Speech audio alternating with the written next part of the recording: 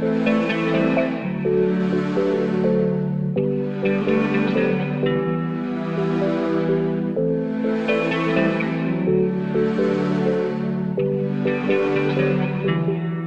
love is alive,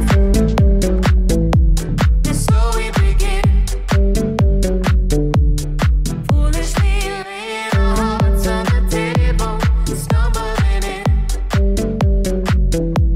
Our love is a fly.